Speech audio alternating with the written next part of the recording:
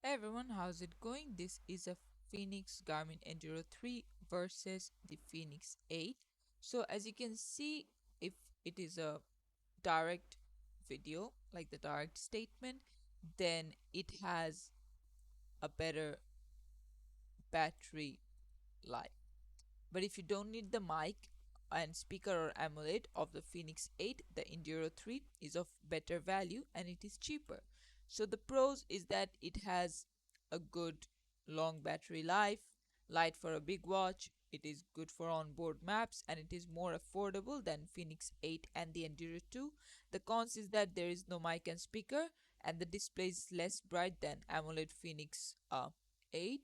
So as you can see, it is missing like some features. They're not on that. The missing features of Phoenix 8 would be the onboard mic and speaker only, but it is one of the best ones. So that obviously goes, if you want a mic and speaker, get the Phoenix 8.